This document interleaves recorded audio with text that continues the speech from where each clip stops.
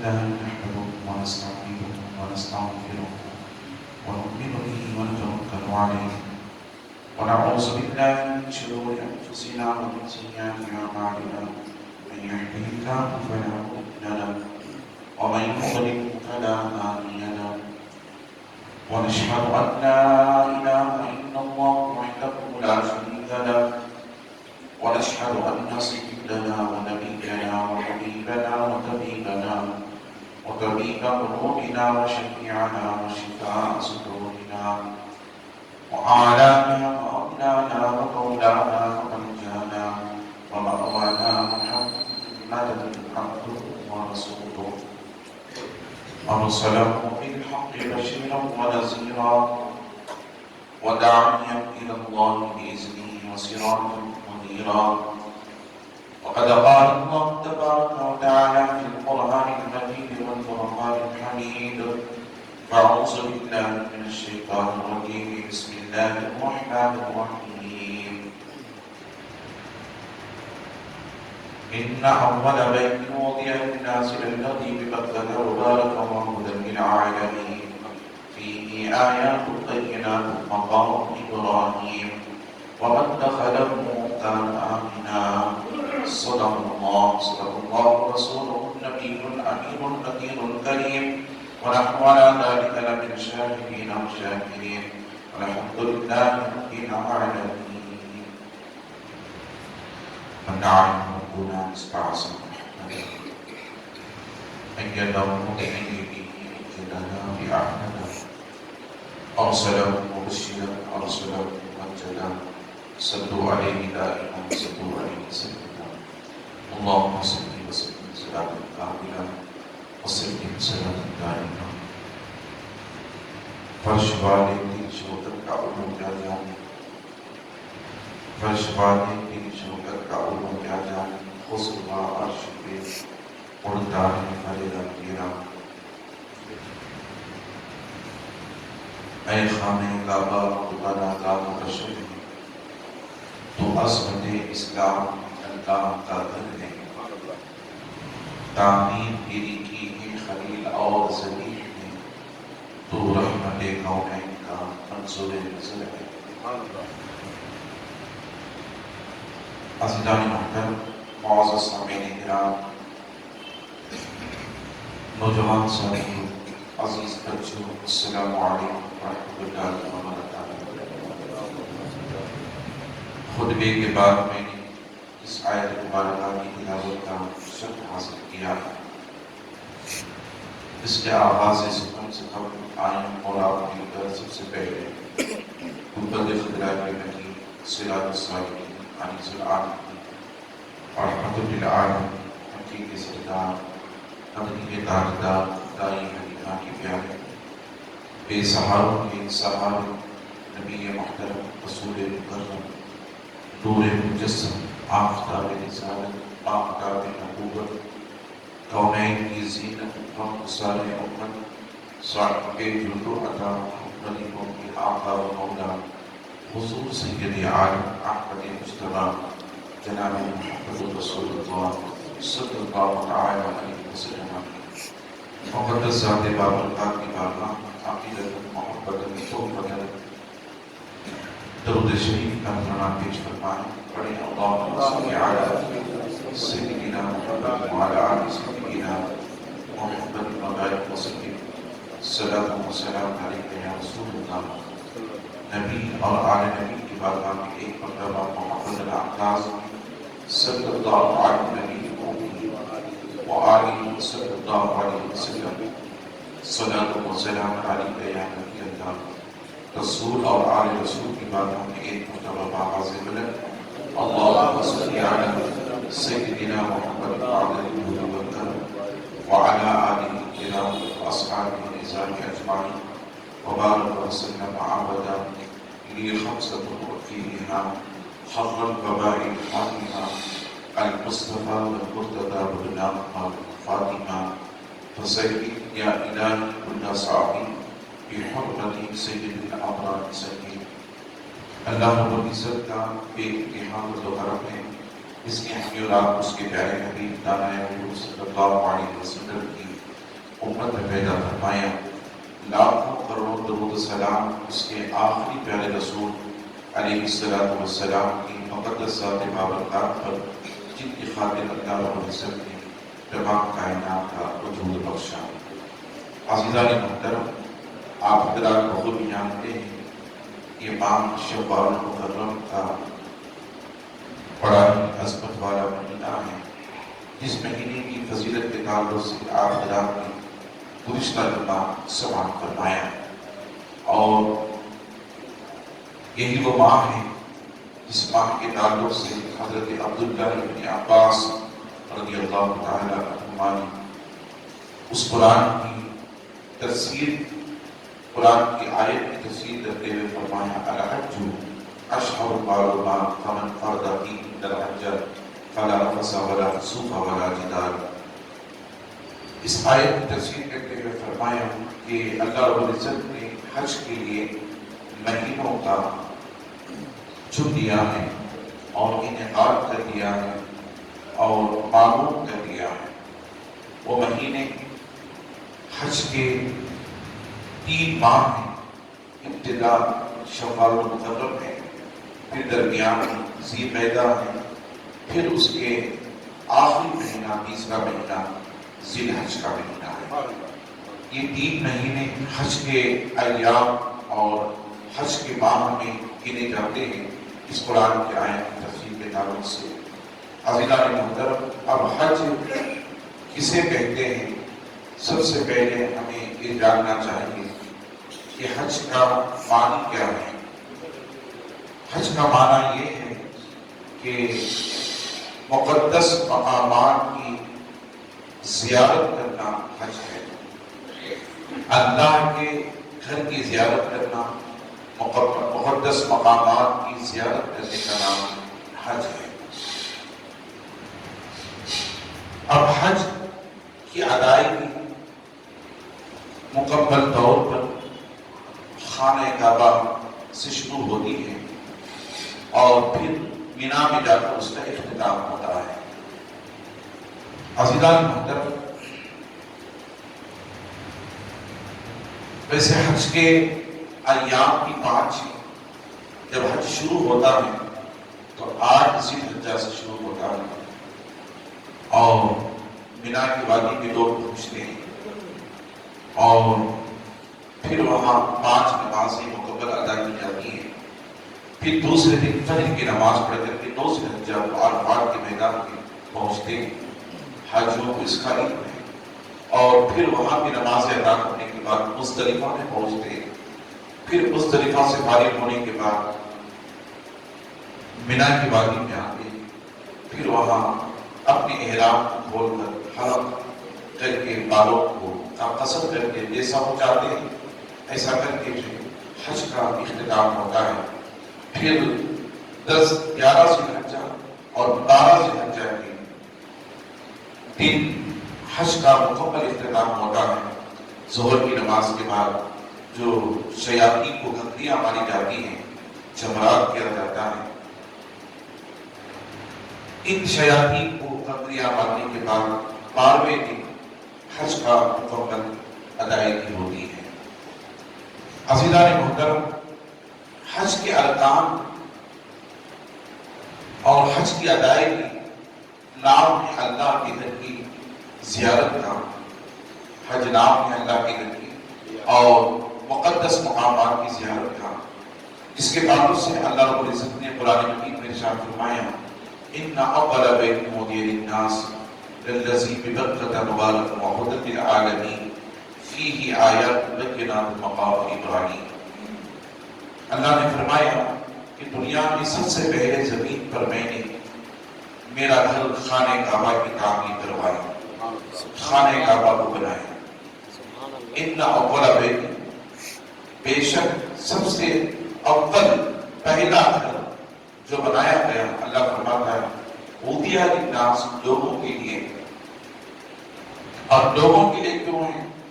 للذی ببکہ، اور اس کا نام اللہ نے بکہ رکھا، مبارک، اور اللہ نے اس گھر کو مبارک بنایا، ہدی للعالمین، اور اس لیے بنایا تاکہ عالمین کی ہدایت ہو سکے۔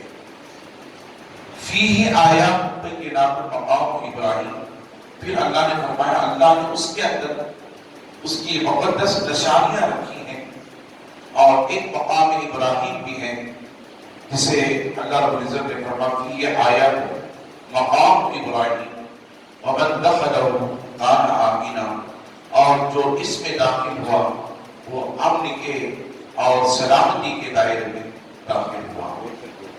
علامہ اقبال فرماتے ہیں اس گھر کے تعلق سے دنیا کے بتگدوں میں پہلا وہ گھر خدا کا، ہم اس کے پاسباں ہیں، وہ پاسباں ہمارا۔ سبحان اللہ۔ عزیزان محترم، علامہ اقبال کی شاعری علماء فرماتے ہیں کہ قرآن کے آیتوں کے قد جوڑ ہوتا ہے۔ اب دیکھ کتنے بہترین انداز سے علامہ اقبال نے شعر کو ڈھالا۔ اللہ نے فرمایا اتنا اولا بیتم ودیا للناس للذی ببکۃ مبارک محمد العالم۔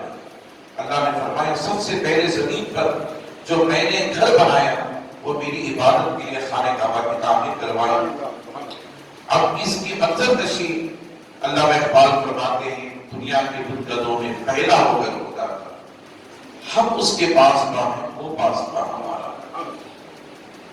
عزیزان محترم، اب اس ہر خانہ کعبہ کی تعمیر کا ذکر اللہ رب العزت نے قرآن مجید میں فرمایا، اور مفسرین فرماتے ہیں کہ ابھی دنیا میں تخلیق انسانی کا وجود بھی نہیں تھا، یعنی ابھی انسانوں کو اللہ نے پیدا نہیں کیا تھا۔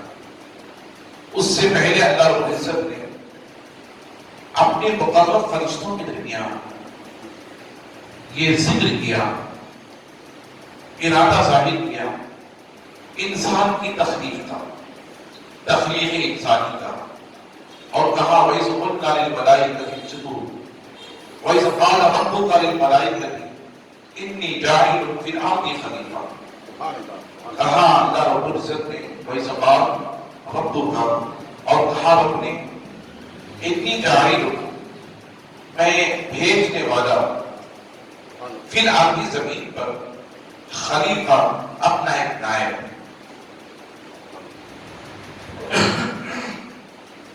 اب اللہ رب العزت نے خلیفے کا ذکر جو فرمایا، دنیا میں اللہ کا سب سے پہلا خلیفہ انسانی شکل میں، بشریت کے لبادے میں اگر کسی کو اللہ نے بھیجا، پیدا کیا، تو نسل انسانی کے بعد اور سارے انسانوں کے بعد حضرت آدم علیہ السلام کی وہ اللہ نے تخلیق فرما کر کے اپنا خلیفہ بنایا۔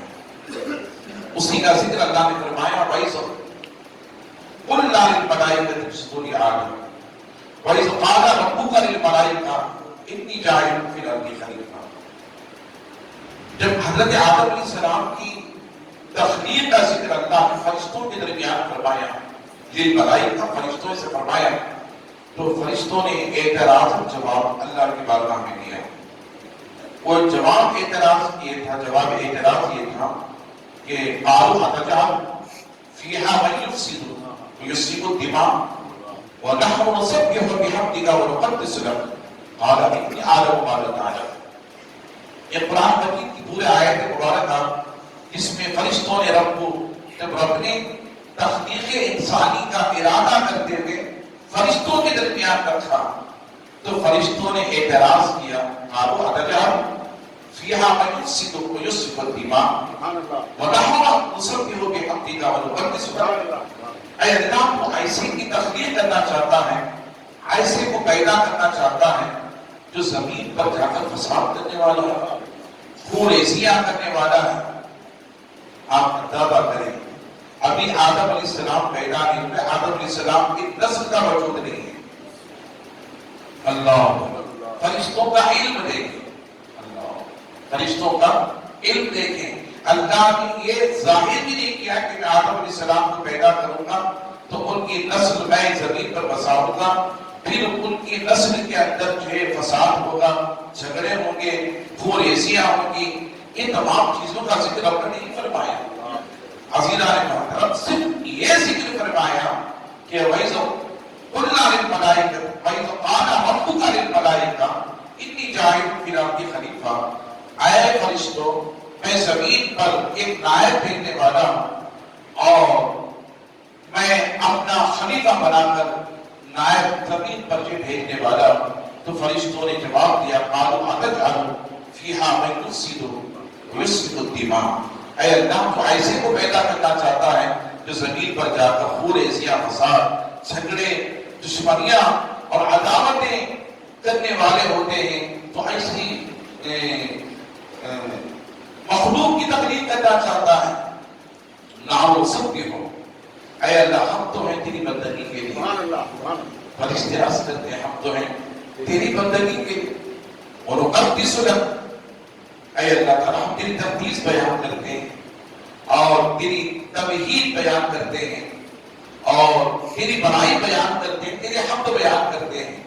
اللہ اکبر، دیکھیں اللہ نے اتنے فرشتے پیدا کر دیے ہیں کہ انسان ان فرشتوں کی گنتی نہیں کر سکتا۔ یاد رکھیں فرشتوں کی گنتی نہیں کر سکتا۔ میں اس کی ایک مثال آپ کو بعد میں دوں گا انشاءاللہ تعالیٰ، آقا علیہ السلام کے دیار کی حاضری کے، فرشتوں کی حاضری آقا علیہ السلام کے دیار کی، انشاءاللہ تعالیٰ آپ سمجھ جائیں گے کہ اللہ تعالیٰ کتنے فرشتوں کی تخلیق فرمائی ہے، پیدا ہوا۔ تو فرشتوں نے جب کہا کہ مولا ہم تو ہیں تیری بندگی کرنے کے لیے، تیری عبادت کرنے کے لیے اور تیری تمہید بیان کرنے کے لیے، تیری تقدیس بیان کرنے کے لیے، تیری حمد ہم بیان کرتے ہیں، تو رب کو جلال آیا، اور رب کو جلال آیا، رب نے فرمایا قال انی عالم ما لا تعلم، اے فرشتوں جو میں جانتا ہوں تم نہیں جانتے، سبحان اللہ سبحان اللہ، جو میں جانتا ہوں تم نہیں جانتے۔ عزیزان محترم آپ اندازہ کریں فرشتے جانتے ہیں، تبھی تو اللہ کی بارگاہ کی طرف جواب دیا کہ اے اللہ تو ایسی مخلوق کو پیدا کرنا چاہتا ہے جو زمین پر جا کر خون ریزیاں کرے گی، جھگڑا کریں گے، فساد کریں گے۔ زمین پر سب سے پہلا قتل حابیل نے قابیل کا کیا۔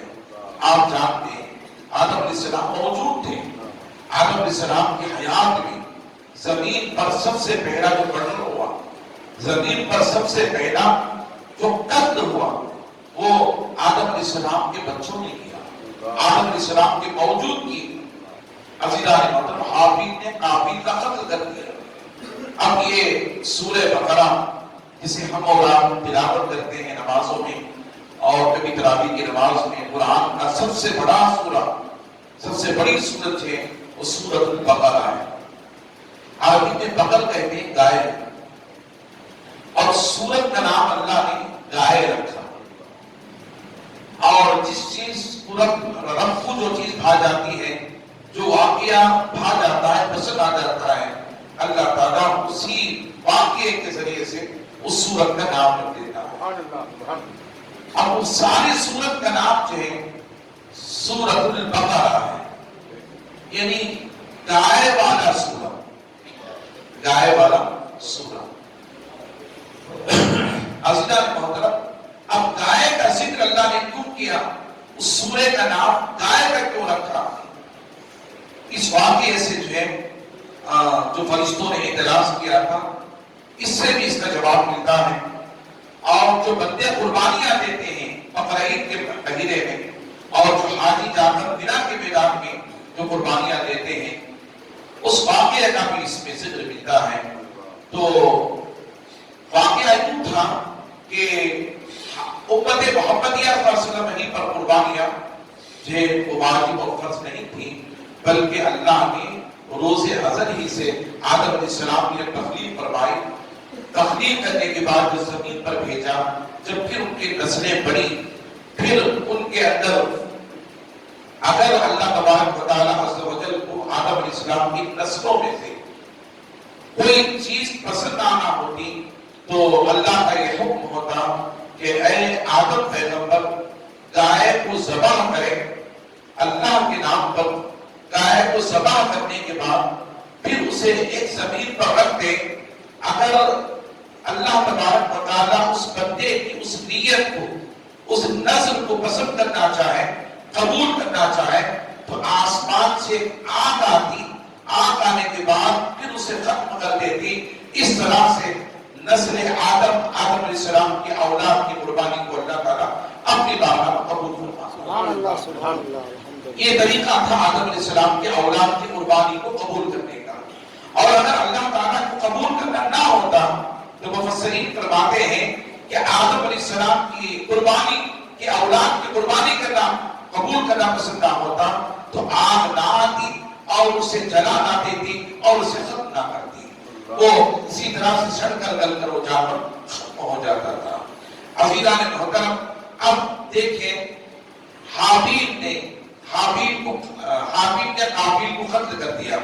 زمین پر قتل کرنے کا واقعہ یہ تھا کہ آدم علیہ السلام کی زندگی میں جتنی اولادیں ہوئی تو ہر حمل سے 2 اولادیں پیدا ہوئی. اچھی طرح سے رکھیں، ہر حمل سے حضرت آدم علیہ السلام کے سلب سے حضرت حوا علیہ السلام کے کوکھ میں جو اولادیں جاتی تو حضرت حوا علیہ السلام کو جب حمل ٹھہرتا تو ہر حمل سے 2 اولادیں پیدا ہوتی بیک پر. ان میں ایک لڑکا ہوتا اور ایک لڑکی ہوتی. ایک مرد ہوتا ایک عورت ہوتی. اللہ کا نظام دیکھیں. اس کی وجہ کیا تھی؟ اس کی وجہ یہ تھی تیزی کے ساتھ نسل انسانی کو اللہ تعالیٰ زمین پر بسانا تھا. اللہ چاہے تو بغیر واسطے کے بھی اللہ تعالیٰ انسانوں کی تخلیق فرماتے ہیں. یہ اس کی قدرت میں ہے. اللہ کی قدرت میں کسی چیز کی کمی نہیں ہے. وَهُوَ عَلَىٰ كُلِّ شَيْءٍ قَدِيرٌ. اس کی ذات ہر شے پر قادر ہے. وہ جو چاہتا ہے وہ کرتا ہے. اس کی مرضی میں جو آتا ہے وہ کرتا ہے. یہ اللہ کی شان ہے، یہ اس کی قدرت ہے. عزیزان محترم، دیکھیں اللہ تبارک و تعالیٰ عز و جل ہر حمل سے 2 اولادیں پیدا کرتا اور نسل انسانی کے وجود اور ان کی تخلیق کو اللہ نے بڑھانا چاہا تو ہر حمل سے 2 ایک بچہ ایک بچی ہوتی. اور ان کی جو شادیاں ہوتی جب وہ سن شعور کو پہنچتے وہ بڑھتے تو پہلے جو بچے پیدا ہوتے جو لڑکی ہوتی، بعد کے حمل میں جو لڑکا ہوتا اس لڑکے سے پہلے والے حمل سے پیدا ہونے والی بچی سے اس کا نکاح اس کا رشتہ ہوتا. اور بعد میں پیدا ہونے والی لڑکی اور پہلا پیدا ہونے والا لڑکا جو ہوتا ان کے ساتھ دونوں کا رشتہ ہوتا پھر ان کا نکاح ہوتا.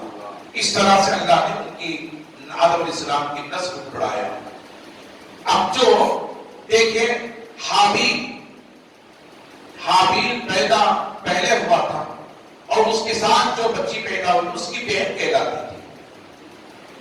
اب بعد میں پیدا حمل میں پیدا ہونے والا قابیل اور ایک بچی پیدا ہوئی تو حابیل اور قابیل جو پیدا ہوئے بعد میں حابیل کے ساتھ جو بچی پیدا ہوئی بعد میں قابیل کے ساتھ جو بچی پیدا ہوئی وہ پہلے. دیکھیں آپ اس واقعے کو توجہ سے سنیں. جب قابیل کے ساتھ ایک بچی پیدا ہوئی بڑی حسین و جمیل خوبصورت تھی. اللہ تعالیٰ ہر ایک کو خوبصورتی نہیں دیتا، وہ جسے چاہتا ہے اسے حسین و جمیل بناتا ہے. جیسا کہ حضرت سارہ علیہ السلام ہے. حضرت سارہ بڑی حسین و جمیل تھی، بڑی خوبصورت تھی. آقا علیہ السلام ارشاد فرماتے اسی سارہ کی خوبصورتی اللہ نے حضرت یوسف علیہ السلام کو عطا فرمائی. حدیث پاک میں آتا ہے. اب دیکھیں حضرت حاجرہ بھی ابراہیم علیہ السلام کی زوجہ ہے، حضرت سارہ بھی ابراہیم علیہ السلام کی زوجہ ہے، مگر جو حسن اور جو خوبصورتی حضرت سارہ میں تھی وہ حضرت حاجرہ میں نہیں تھی.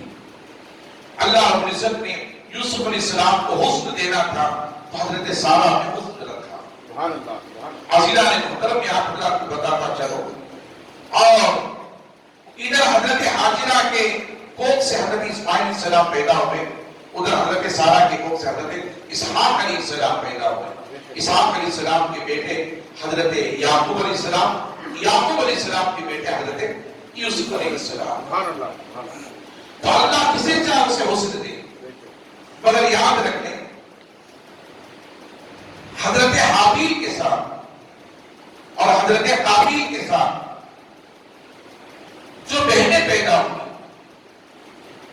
قابیل پہلے پیدا ہوئے، حابیل بعد میں پیدا ہوا۔ قابیل کے ساتھ جو بچی پیدا ہوئی، اللہ کا حکم تھا کہ وہ حابیل کے ساتھ نکاح کرے، اور حابیل کے ساتھ جو بچی پیدا ہوئی، اللہ کا حکم تھا کہ وہ قابیل کے ساتھ نکاح کرے۔ اب حضرت قابیل کے ساتھ جو نکاح کرنے تھی، حابیل کے ساتھ جو لڑکی پیدا ہوئی بڑی حسین و جمیل خوبصورت تھی، اور اس کا نکاح اللہ نے حرام قرار دیا تھا، چونکہ ایک ساتھ پیدا ہوئے تھے، ایک ساتھ پیدا ہوئے تھے۔ آدم علیہ السلام نے جب رشتہ کرنا چاہا تو حابیل نے نہیں مانا کہ نہیں، میں اسی کے ساتھ، میرے ساتھ جو بچی پیدا ہوئی ہے میں اسی کے ساتھ نکاح کروں۔ حضرت آدم علیہ السلام نے کہا کہ میری شریعت میں حرام، اللہ نے حرام قرار دیا ہے، میں اس حرام کام کو ہرگز تمہیں کبھی نہیں کروں گا۔ آپ دیکھیں جھگڑا یہاں سے شروع ہوا۔ حضرت حابیل کو بلایا، قابیل کو بلایا، کام بلانے کے بعد کہا کہ اس کے ساتھ تمہیں نکاح کرنا ہے، تو حضرت قابیل نے کہا کہ ابا حضور آپ جو حکم دیں میں اس پر راضی ہوں۔ قابیل نے مان لیا، حابیل نے نہیں مانا۔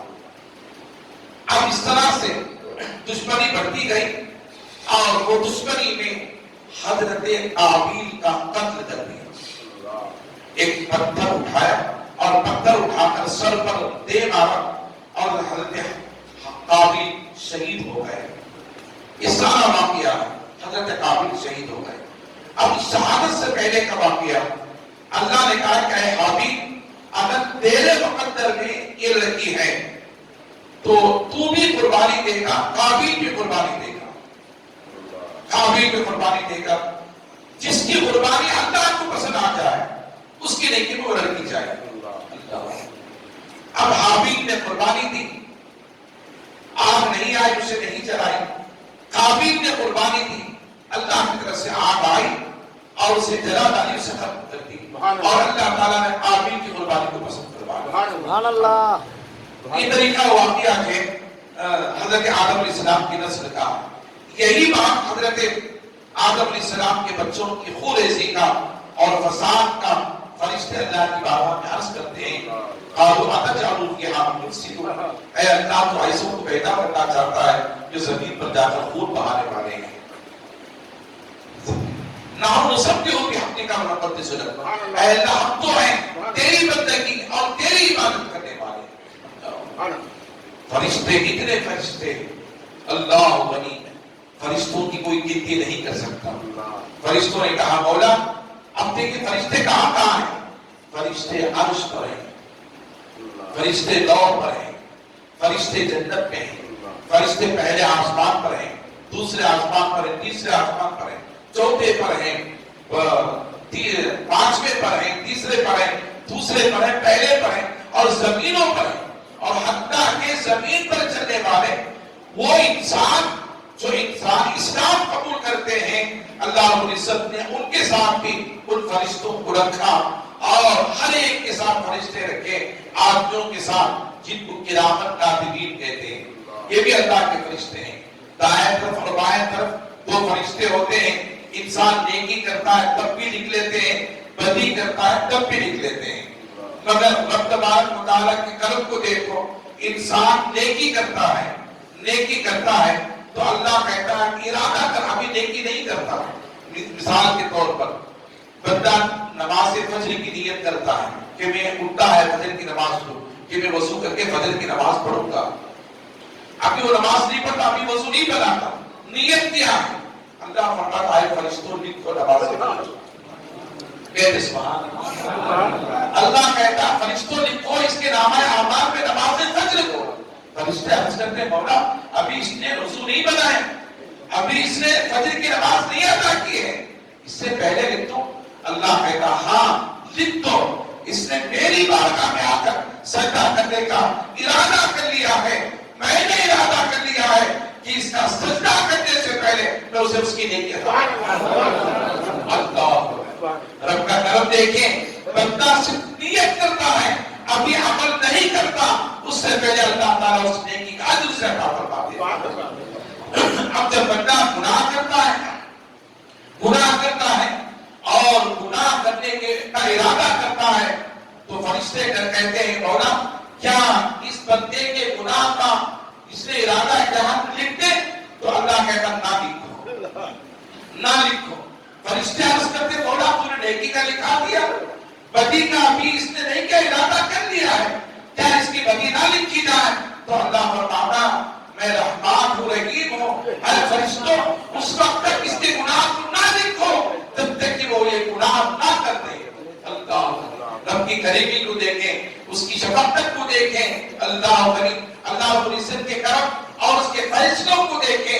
اللہ تبارک و تعالی عز و جل رحمان ہے، رحیم ہے، بندے گناہ کرتے ہیں اور اس گناہ کو اس وقت تک نہیں لکھا جاتا جب تک بندہ گناہ نہ کر دے، مگر بندے نیکی کرتے ارادہ کرتے ہیں، وہ نیکی سے پہلے اللہ تعالیٰ اس نیکی کا اجر عطا فرماتا ہے۔ درود شریف پڑھے اللہم صلی علی سیدنا شفیعنا حبیبنا نبینا کریم مولانا محمد بارک وسلم صلاۃ و سلام علیکہ یا رسول اللہ صلی اللہ علیہ وسلم۔ رب کے کرم اس کے رحم کرنے، اس کے کرم کرنے کے فیصلوں کو دیکھیں، بندوں سے کتنا رحم کرتا ہے، کتنا کرم کرتا ہے۔ اسی لیے تو اللہ نے فرمایا ما فعل اللہ کے عذابی کا، اے میرے بندو اللہ تمہیں عذاب دے کر کیا کرے گا؟ اللہ تمہیں عذاب دینا نہیں چاہتا، اللہ تمہیں عذاب دینا نہیں چاہتا، مگر بندے چاہتے ہیں کہ اللہ کے گرفت میں آ جائے، اللہ کے عذاب میں آ جائے۔ عزیزان محترم، اللہ کی مرضی نہیں ہوتی کہ اس کے بندے کو عذاب دے، اسی لیے تو آپ نے فرمایا جو کچھ تمہیں عذاب پہنچا، تمہیں تکلیف پہنچی، وما اصابکم من مصیبۃ فبما کسبت ایدیکم، یہ تکلیف رب نے تمہیں نہیں پہنچائی بلکہ تمہارے ہاتھوں نے یہ تکلیف کمائی ہے، یہ تکالیفیں، یہ پریشانیاں، یہ الجھنیں، یہ مصائب و آلام تم نے خود اپنے ہاتھوں سے کمایا ہے، حاصل کیا ہے، ورنہ ما فعل اللہ بعذابک کا، اللہ کیا کرتا تمہیں عذاب دے کر کے؟ اللہ تو رحمان ہے، رحیم ہے، تم پر اللہ بے حساب رحم کرنا چاہتا ہے، بے حساب تم پر کرم کرنا چاہتا ہے۔ عزیزان محترم، رب کی عظیم عبادت نماز ہے، نماز سے بڑھ کر کوئی عبادت نہیں ہے۔ آپ اندازہ کریں دن میں 5 مرتبہ اللہ نے نماز کا حکم دیا، وَأَقِیمُوا الصَّلَاةَ وَأَقِیمُوا الصَّلَاةَ وَأَقِیمُوا الصَّلَاةَ، نماز قائم کرو، نماز قائم کرو، نماز قائم کرو۔ آؤ میرے پیارے آقا صلی اللہ علیہ وسلم کی زندگی سے دیکھو، عزیزان محترم، نماز دنیا میں سب سے پہلا دنیا کا عابد کون تھا؟ انہیں عبادت گزار، ہم بھی عبادت کرتے ہیں، مصطفیٰ بھی عبادت کرتے تھے۔ عزیزان محترم، مگر یاد رکھ لیں دنیا کا سب سے پہلا عابد کون؟ خود صحابہ نے پوچھا یا رسول اللہ کی بارگاہ میں سب سے پہلے سجدہ کرنے والا کون تھا؟ اللہ کی بارگاہ میں سب سے پہلی عبادت کرنے والا کون تھا؟ تو میرے آقا ارشاد فرماتے ہیں وَأَنَا أَفْضَلُ الْعَابِدِينَ، اے صحابہ سنو، دنیا میں سب سے پہلے اللہ کی عبادت کرنے والا میں ہوں اور اس سے بڑھ کر کوئی عابد نہیں ہے۔ اللہ کا سب سے بڑا عابد میں ہوں اور اللہ کا سب سے پہلا عابد میں ہوں، اللہ کا سب سے پہلا عابد میں ہوں۔ عزیزان محترم، حضرت شاہ عبدالحق محدث دہلوی رحمۃ اللہ علیہ فرماتے ہیں حضور کیسے عابد رہے، کیسے عابد رہے، اللہ کریم۔ مفسرین فرماتے ہیں حضرت شاہ عبدالحق محدث دہلوی رحمۃ اللہ نے فرمایا جب حضور کو اللہ نے پیدا فرمایا کنت کنزا مخفیہ، فرماتے ہیں اللہ فرماتا میں چھپا ہوا خزانہ تھا، فعرفت من عورم، میں نے ارادہ کیا پہچانا جب یہ خلقت تو پیدا فرمایا، یہ خلقت تو پیدا فرمایا۔ حضرت شاہ عبدالحق محدث دہلوی رحمۃ اللہ علیہ فرماتے ہیں بدارت النبوہ، جب وہ خلقت تو پیدا کرنا چاہا تو کہا محمد رسول اللہ، جیسے ہی کہا محمد رسول اللہ تو حضور کا نور جلوگر ہوا، کہتے سبحان اللہ، حضور کا نور جلوگر ہوا۔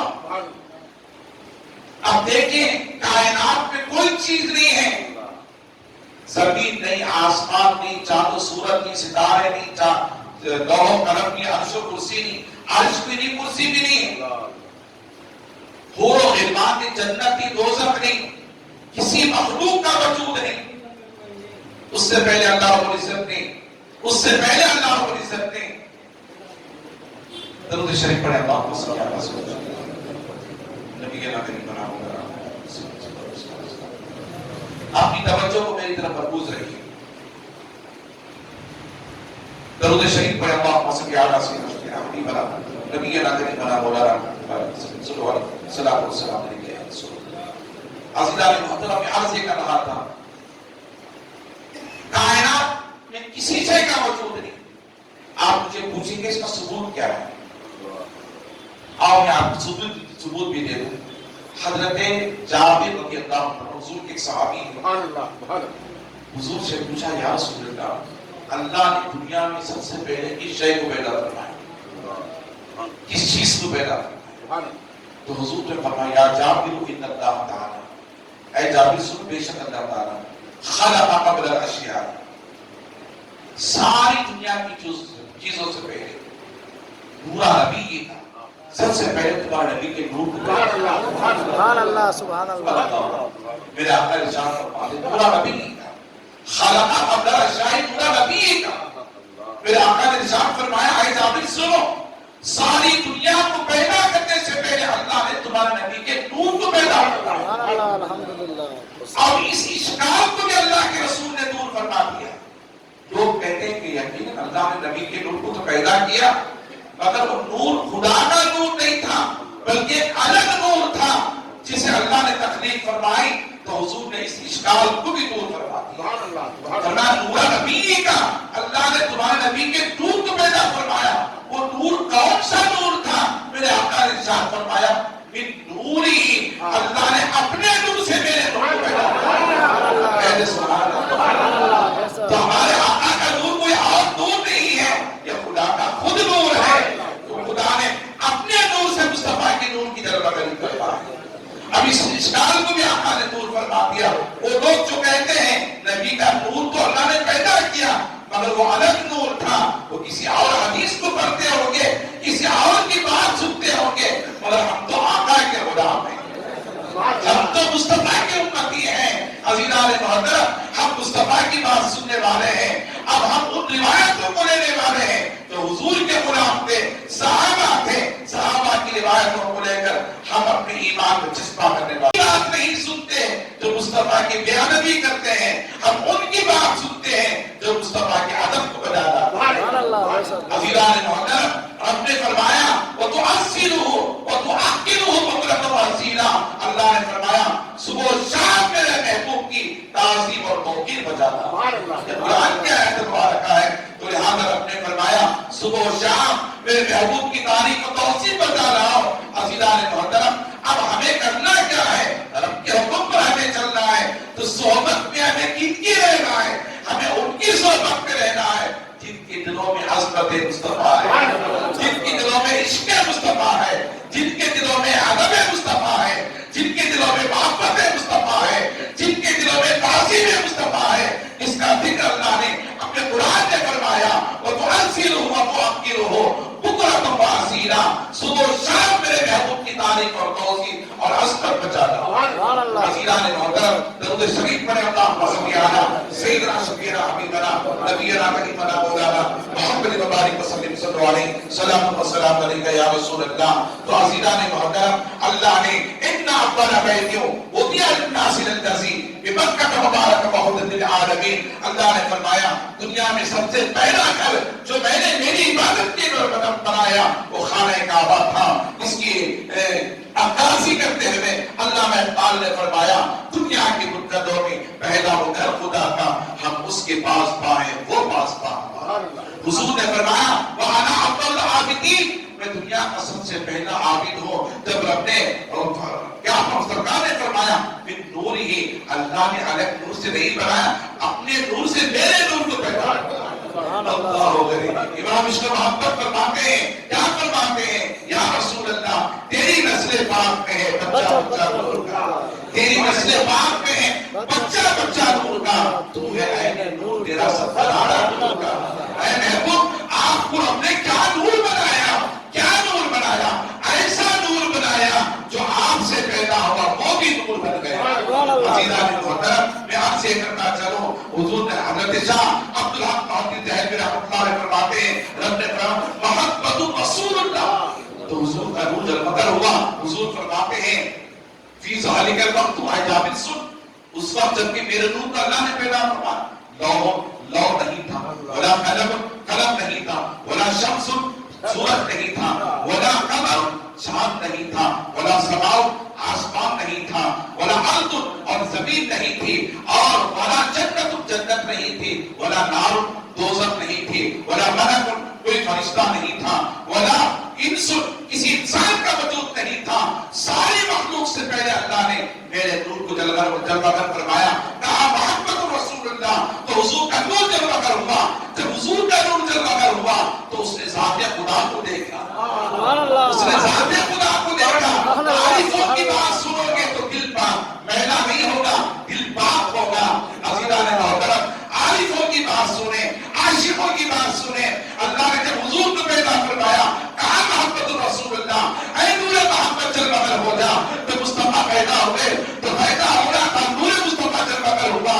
نور مصطفیٰ جلوہ گر ہوا تو اس نے ذات خدا کو دیکھا. دیکھا تو کیا دیکھا؟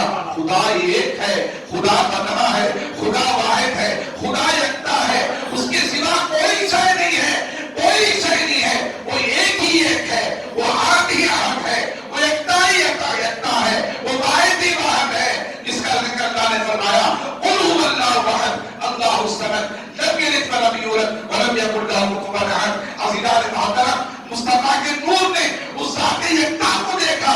کوئی شے نظر نہیں آ رہی اس رب کے علاوہ، کوئی ذات نظر نہیں آ رہی اس رب کے علاوہ. اس نور مصطفیٰ نے پکار اٹھا، لا الہ الا اللہ، لا الہ الا اللہ. اے اللہ، تیرے سوا کوئی معبود نہیں، تیرے سوا کوئی معبود نہیں. عزیزان محترم، یہ دنیا میں دو جملے سب سے پہلے آئے، دنیا میں دو جملے سب سے پہلے آئے. اب علماء فرماتے ہیں، محدثین فرماتے ہیں، قرآن پہلے کہا تھا لوح محفوظ پر تھا، لوح محفوظ پر تھا.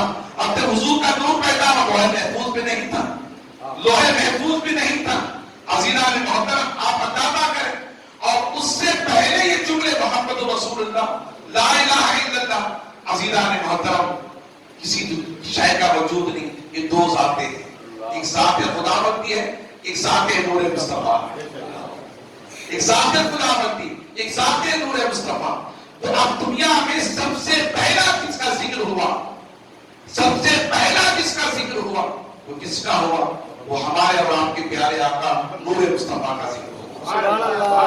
محمد رسول اللہ. اللہ کا ذکر کوئی کرنے والا نہیں تھا کہ اللہ کا ذکر کرے. خود خدا فرماتا ہے، خود تو کنز بخفیہ میں چھپا ہوا خزانہ تھا، کون کرتا اسے؟ اللہ فرماتا تعالیٰ تو ایک اور میں نے ارادہ کیا کہ میں پہچا لگاؤں. خلقت الخلق، میں نے خلقت کو پیدا فرمایا. وہ خلقت نور مصطفیٰ تھی. عزیزان محترم، اب اس نور مصطفیٰ کے سے پہلے اللہ نے اس نور مصطفیٰ کا ذکر کیا، کہا محمد رسول اللہ. دنیا میں خدا کا ذکر بعد میں ہوا، محمد کا ذکر پہلے صلی اللہ علیہ وسلم. میں نہیں کہا، خدا کی قسم ممبر رسول سے کہہ رہا ہوں، خدا کا ذکر کرنے والا کون تھا جو خدا کا ذکر کرے؟ اس سے پہلے رب نے اس کے محبوب کو اتنا چاہا، محبت تھا. رب فرماتا اسے پیدا کرنے سے پہلے میں نے اسے محبت، پہلے میں نے محبت کی، بعد میں اسے پیدا فرمایا. عزیزان محترم، اسی محبت کو لیتے ہوئے اللہ میں اقبال فرماتے ہیں، کی محبت سے بابا تو نے کو حق دے رہے. رب فرماتا ہے کہ میں نے اس سے محبت کی ہے، میں نے اسے چاہا ہے، میں نے اسے چاہا ہے. لہذا جو میرا وہی ہوگا جو میری چاہت کو چاہے گا، میرا وہی ہوگا جو میری محبت کو چاہے گا. رب کی محبت کیا؟ مصطفیٰ کی ذات ہے. رب کی چاہت کیا؟ مصطفیٰ کی ذات ہے. اللہ فرماتا محبت کا بعد میں پیدا کیا، اس سے پہلے میں نے اس سے محبت کی. عزیزان محترم، رب فرماتا محمد رسول اللہ، میں نے محمد رسول، اے اللہ کے رسول، اے اللہ کے رسول محمد تو جلوہ گر ہو جا. نور مصطفیٰ جلوہ گر ہوا تو خدا دنیا میں سب سے پہلا ذکر جو ہوا رب نے اپنے محبوب کا کیا. پھر محبوب نے اپنا کیا، کہا لا الہ الا اللہ. بولا تیرے سوا کوئی معبود نہیں، تیرے سوا کوئی معبود نہیں. اسی کا نام تو کلمہ ہے، اسی کا نام تو کلمہ ہے. اب آپ مجھے پوچھیں گے یہ کلمہ پہلے تو محمد رسول اللہ، بعد میں لا الہ الا اللہ. پہلا ذکر محمد رسول اللہ، بعد والا ذکر لا الہ الا اللہ. یہ پہلے لا الہ الا اللہ کیسے ہوا، محمد رسول اللہ بعد میں کیسے ہوا؟ عزیزان محترم، صوفیہ سے سنو، اس کی ترتیب رب نے دی ہے. کہہ رہے سبحان اللہ. بچن کر کہہ رہے سبحان اللہ. اس کی ترتیب رب نے دی ہے. کہا ہے دنیا اور سنو تم اس قابل نہیں کہ تم میرے محبوب کا اپنی گندی زبان سے نام لے سکو. سبحان اللہ سبحان اللہ. تم اس قابل نہیں کہ تم میرے محبوب کا نام لے سکو. لہذا ہاں محمد رسول اللہ پہلے ہے, لا الہ الا اللہ بعد میں ہے, مگر اس کی تبدیل کو میں بدلتا ہوں. میں اس کی تبدیل میں کرتا ہوں, ترتیب میں بناتا ہوں. لا الہ الا اللہ پہلے رکھتا ہوں, محمد رسول اللہ بعد میں رکھتا ہوں. رب سے پوچھا مولا تیری منشا کیا تھی, تیرا ارادہ کیا تھا؟ تو رب نے فرمایا اے بندے سن, پہلے میرا نام لے کر اپنی زبان کو پاک کر. سبحان اللہ. پہلے میرا نام لے کر تو اپنی زبان کو پاک کر لے. پہلے پڑھ لے لا الہ الا اللہ. جب تو پڑھ لے گا لا الہ الا اللہ تیری زبان پاک ہو جائے گی, تیری زبان پاک ہو جائے گی. ارے جب زبان تو کیا تیرا دل پاک ہو جائے گا, تیرا دل پاک ہو جائے گا. جب تو کہے گا لا الہ الا اللہ تیری زبان پاک ہو جائے گی, تیرا قلب پاک ہو جائے گا. پھر کہنا محمد رسول اللہ, پھر کہنا محمد رسول اللہ. تو اللہ فرماتا اب پر محمد رسول اللہ, اب تیری زبان پاک ہو چکی ہے, اب تیرا قلب پاک ہو چکا ہے. لہذا مصطفیٰ وہی جاتے جہاں پاکی ہوتی ہے, جہاں پاکی ہوتی ہے. میرے شیخ حضور شیخ الاسلام علامہ سید محمد مدنی اشرفی جیلانی کا چوتھے دعوت برکاتہ العالیہ فرماتے ہیں وہ بھی کیا ہے سینہ جس پہ نہ ہو مدینہ. سبحان اللہ سبحان اللہ. فرماتے ہیں وہ بھی کیا ہے سینہ جس پہ نہ ہو مدینہ. زیبائی سے مکہ ہے, زیبائی سے بکی سے, زیبائی سے مکہ ہے, زیبائی سے بکی سے. ان کو لانا ہو تو ایسا کیجیے جسے حضور کو لانا, ان کو لانا ہو تو ایسا کیجیے خانہ دل کو مدینہ کیجیے, خانہ دل کو مدینہ کیجیے. وہ بھی کیا ہے سینہ جس میں نہ ہو مدینہ. عزیزان محترم, ان چند کلمات پر میں اپنی تقریر کو ختم کرتے ہوئے اس واقعے کو میں آئندہ جمعہ کے لیے باقی رکھتا ہوں. آپ حضرات سے گزارش کرتا ہوں کہ آپ حضرات وقت پر آئیں, پہلے آئیں جمعہ میں, تاکہ آپ حضرات مجھے قرآن کی تفسیر اور اس کے مفہوم, اس کے معنی اور جو ہے واقعے کو پورے طور پر ذہن میں رکھتے ہوئے اپنے دل میں بٹھانے کے وقت ملے اور بٹھانے کی کوشش کریں. اللہ تعالیٰ مجھے اور آپ کو نمازی بنا دے, دین پر استقامت عطا فرما دے, شریعت مطالعہ پر قابل فرما دے, پیارے آقا صلی اللہ علیہ وسلم کی سچی پکی محبت و غلامی عطا فرما دے. قرآن مجید اور احادیث مبارکہ کی تعلیمات پر اللہ تعالیٰ ہمیں عمل کی توفیق عطا فرمائے. وآخر دعوانا ان الحمد للہ رب العالمین.